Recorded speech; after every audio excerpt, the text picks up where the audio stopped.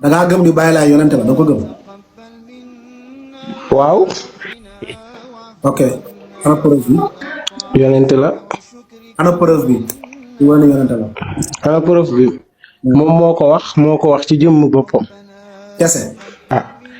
ay waxam la ñu mën a kii ndax fekke wuñu. waa Firawna nee na yàlla la Firawna. Firawna de moo doon wax ana rabbukumul a'la. waaw léegi est-ce que loolu dëgg la. mais yàlla da ko woon jour ba ne ko doo yàlla. léegi Baye Laye nee na moom yonente la sa preuve laa la laaj. parce que moo ko wax. loolu nga wax. waaw loolooy preuve. waaw wax rek loolu preuve la. Regardez ce qui va se passer. alxuraan dañ koo wax. Aïda Diallo nee na moo nekkaat Sëñ Touba la dëgg la. yow xam nga ne waxoo li nga wax ni amul. man murid laa li nga wax ni amul Aïda Diallo waxu la moom Sëñ Touba la. yow wallaahi waxul. waa léegi lu tax nga weddi ko si sens yi. barki Seexul Xadim moom Aïda Diallo waxul loolu dina la Aïda Diallo xam nga lu tax mu wax lu. est-ce que loolu dëgg la pour jël yonente bi daf ko keneen mais pare woo pour jël sa sëriñ. Aïda Diallo Cheikh. Aïda Diallo dafa tartib. yow Cheikh bi danaa tegal pièce dafa de tey Aïda Diallo moom mooy nekk Sëñ Touba rek nga waat ne lu moom. murid la parce que murid la. léegi yow dangaa gëm na ne tey Imaamu Laay moom mooy yonent bi sallallahu alayhi wa sallam yow gëm nga loolu sànq loolu nga prouvé. waaw. waaw du da ngaa indi ay sax. moom lañ wax moom la. ma ahadin min rijaali. waaw. rasulallahi wa xaatama nabiyyin. waaw mooy yonent bi. naam mooy yonent bi sallallahu alayhi wa sallam. waaw. suffisance amul. léegi yow waxu yàlla boobu noonu tey yow kon da nga ko weddi gëmoo ko.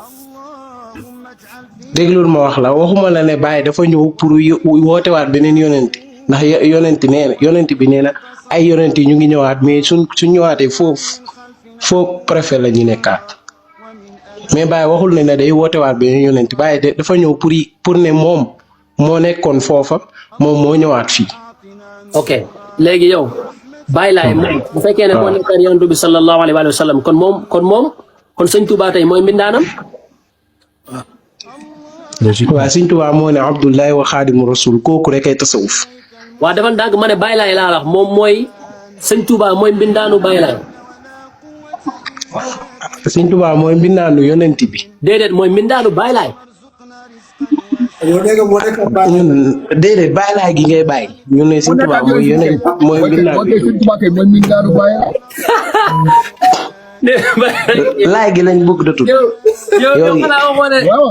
waaw su fekkee ni kee moo dellu si waat kay. bàyyi ko rek naanam la comme kee moo dellu si waat non sëñ bi xoolal bu ma jaaxal yow gëm nga ni kee moom moo dellu si waat te Sëñ Tuubaa mooy mindaanu yonent bi moo ñëwaat kay mooy kii mindaanam. bàyyi ko rek yow kay Sëñ Tuubaa kon kay daa war a daa di jóge Tuubaa kay di egg ba egg Yoff. mën loo gëm lii weddi lii. maam Cheikh ragalal sa borom. yéen mindaanu laayee ni. pour jël yonente bi daf ko keneen mais pare woo pour jël sa sëriñ daf ko bindaaru Baye Laye. maam Cheikh pas-pas bii nga.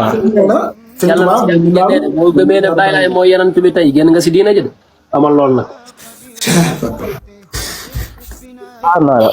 ñàkk preuve baaxul.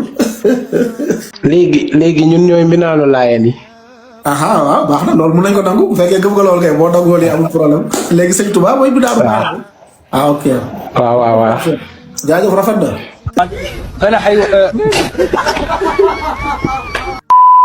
ñaan ngeen partager vidéo bi bu baax ngeen tapoter ko ñu leeral dëggu yàlla bi